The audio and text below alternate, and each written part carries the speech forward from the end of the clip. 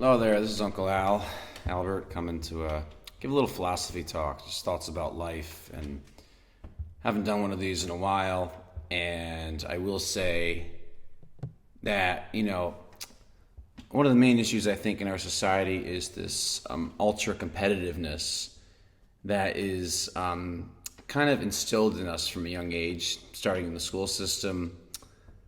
And I think public school definitely doesn't help. But there's other things too. Part of it's cultural. Just the idea that we always need to be competing with each other. And it starts with testing, like the whole idea of emphasizing grades in school instead of just actual learning, like curiosity-driven learning, right? And our school system, unfortunately, or even our society as a whole, seems to value this ultra competitiveness. And while some would say that's rooted in capitalism, and it is, I'm not going to say it's not. It can also just come from ego, too, and from insecurity, and from the need to feel like you need to validate yourself. And unfortunately, a lot of our upbringing, growing up in a society like the one we are in, unless you have very enlightened parents when you're younger, you're not always going to be able to see through it when you're younger. And then as an adult, you'll realize that you've been conditioned this way. And then you get to have fun trying to undo all of that. But we do have this conditioning, and I think it's important for us to realize that competitiveness is not healthy. When you live in a competitive state, that is not a good servant of creativity. That will not really allow you to be creative in your life. I mean, you may be able to run a bank or be a manager of an office, but if you want a creative and fulfilling life, competitiveness is not going to give that to you. You may win an award. You may become the top of your field. You may get a PhD in whatever it is you study, and you probably will feel very accomplished. But there's a but that goes along with that.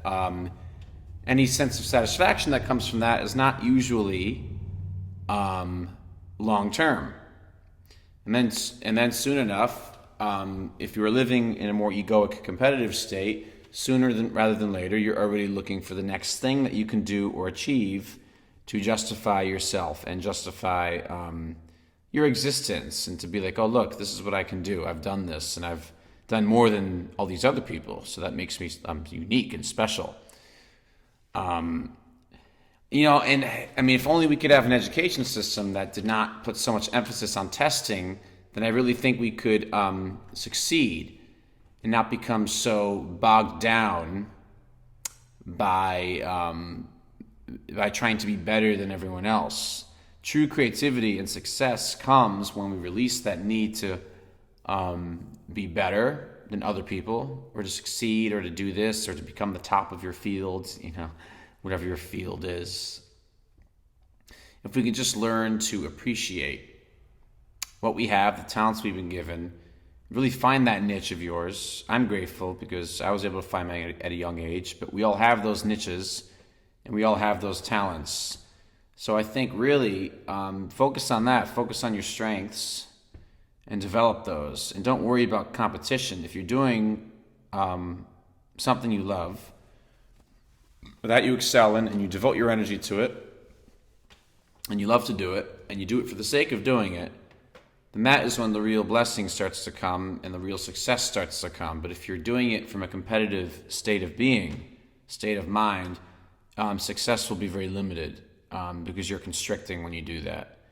True creativity comes from really being centered and just also accepting yourself too, and not trying to go anywhere, just really being in the moment and being total in what you do.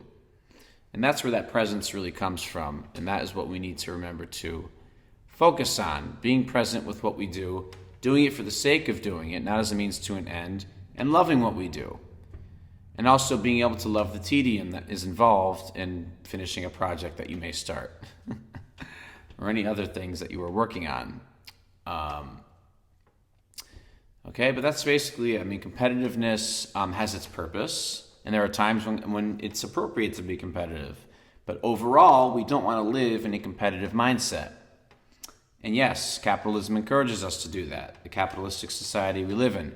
And I'm not advocating for socialism by saying that we shouldn't have a competitive mindset, generally speaking. Capitalism is fine, but we need to be able to see above it.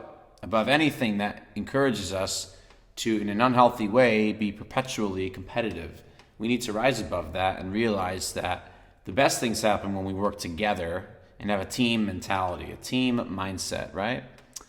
So there's something we can learn there. And if we're focused more on the collective and not so worried about our own accomplishments, right, then we can really start making great things happen.